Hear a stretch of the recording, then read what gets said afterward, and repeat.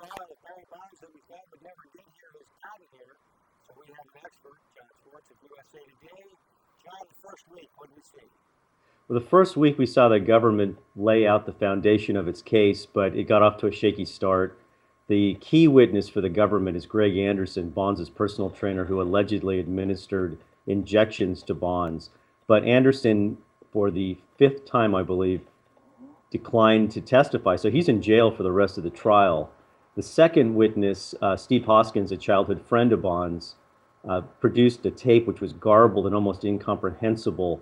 He did present some damning information, kind of a third-party witness to what was going on between Anderson and Bonds, but he didn't directly see anything. He was implying that Bonds was taking steroids.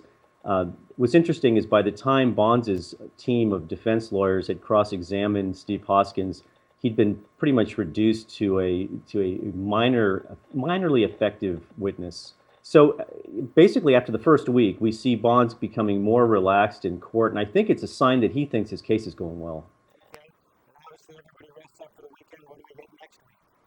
Well, next week, the witness list includes a couple of FBI agents, which might be a little dull, but then we have Kimberly Bell, Bonds' mistress, who evidently saw firsthand the effects of steroid use or alleged steroid use on his body.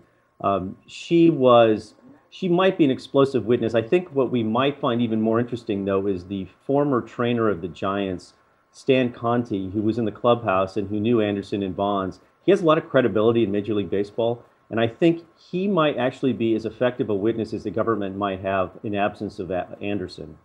Cool, and of course, this is sports, so we need winners and losers. Who's winning? So the defense team for Barry Bonds is off to an early lead. I think after the first week, we're about 25% through the trial.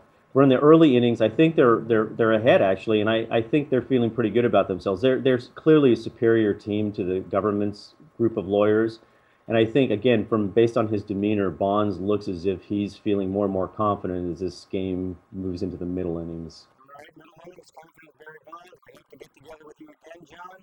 And that, of course, is the Barry Bonds trial. I'm Reid Cherner, Swartz of USA Today.